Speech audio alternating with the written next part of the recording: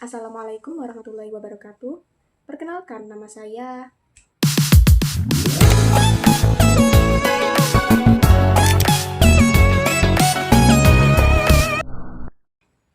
Topik hari ini yang akan saya bahas mengenai kekerasan dalam pendidikan tinggi, yaitu studi kasus Evia Maria Mangolo sebagai cerminan gagalnya kampus sebagai ruang aman dari kekerasan verbal dan non-verbal.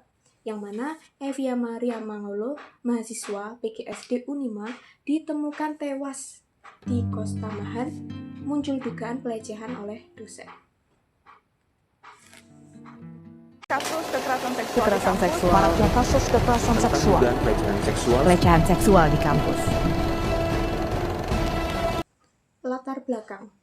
Kasus Evia Maria Mangolo mencerminkan masih terjadinya kekerasan seksual di lingkungan pendidikan tinggi yang dipicu oleh ketimpangan relasi kuasa antara dosen dan mahasiswa.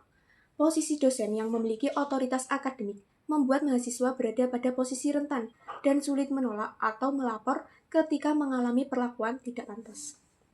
Berbagai kajian jurnal menunjukkan bahwa lemahnya sistem perlindungan dan mekanisme pengaduan di perguruan tinggi memperparah kondisi korban. Ketika kampus gagal menyediakan lingkungan yang aman, kekerasan seksual dapat berdampak serius pada kesehatan mental dan kesehatan mahasiswa. Kasus ini menjadi perhatian publik karena berujung pada meninggalnya korban, sehingga menegaskan pentingnya upaya pencegahan dan penanganan kekerasan seksual agar kampus benar-benar menjadi ruang aman dari kekerasan verbal maupun non-verbal. Selanjutnya, bentuk pelanggaran. Yang pertama, kekerasan seksual di lingkungan pendidikan tinggi.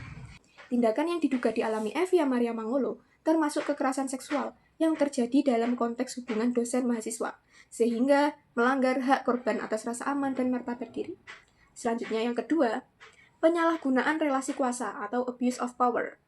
Dosen diduga memanfaatkan posisi dan kewenangan akademiknya untuk menekan mahasiswa yang bertentangan dengan prinsip profesionalisme dan etik pendidikan. Lalu bentuk pelanggaran yang ketiga yaitu pelanggaran etika profesi dosen.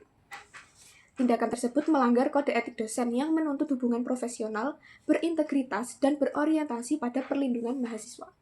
Selanjutnya, bentuk pelanggaran yang keempat, yaitu kekerasan psikologis.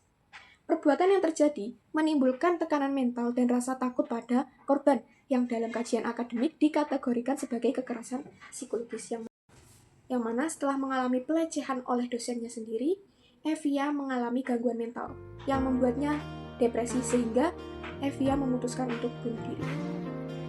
Itulah contoh kekerasan psikologis yang dialami oleh Evia Maria Mangolo. Selanjutnya, peraturan yang terkait. Yang pertama yaitu Undang-Undang Dasar Negara Republik Indonesia tahun 1945, pasal 28G ayat 1, yang mana menjamin hak setiap orang atas perlindungan diri, kehormatan, dan rasa aman. Lalu yang kedua, Undang-Undang Nomor 12 tahun 2012 tentang pendidikan tinggi, menegaskan kewajiban perguruan tinggi menciptakan lingkungan pendidikan yang aman dan bermartabat bagi mahasiswa. Selanjutnya, peraturan yang ketiga yaitu adanya Kitab Undang-Undang Hukum Pidana atau KUHP, menjadi dasar penegakan hukum terhadap perbuatan yang melanggar kesusilaan dan merugikan orang lain.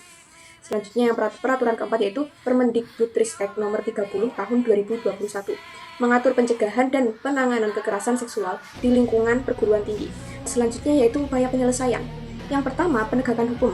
Kasus kekerasan seksual ditangani melalui proses hukum agar pelaku bertanggung jawab sesuai peraturan yang berlaku. Selanjutnya ada tindakan institusional kampus. Perguruan tinggi wajib melakukan pemeriksaan internal, menjatuhkan sanksi kepada pelaku, serta memperbaiki sistem pencegahan dan pelaporan kekerasan seksual. Selanjutnya, yang ketiga itu perlindungan dan pendampingan korban. Korban berhak mendapatkan pendampingan psikologis, bantuan hukum, serta perlindungan terhadap hal akademiknya. Pembahasan selanjutnya yaitu pejabat publik yang berperan. Yang pertama, Kementerian Pendidikan Kebudayaan Riset dan Teknologi atau Kemendikbudristek bertanggung jawab dalam penyusunan kebijakan serta pengawasan pencegahan dan penanganan kekerasan seksual di perguruan tinggi. Yang kedua yaitu pimpinan perguruan tinggi, yaitu rektor dan dekan, berperan langsung dalam penanganan kasus di lingkungan kampus, serta memastikan perlindungan terhadap mahasiswa. Yang ketiga, Komisi Nasional Anti Kekerasan Terhadap Perempuan, Komnas Perempuan, memberikan pendampingan, advokasi, serta pengawasan terhadap pemenuhan hak-hak korban. Sekian penyampaian studi kasus dari saya. Banyak kurang lebihnya saya mohon maaf yang sebesar-besarnya. Terima kasih. Wassalamualaikum warahmatullahi wabarakatuh.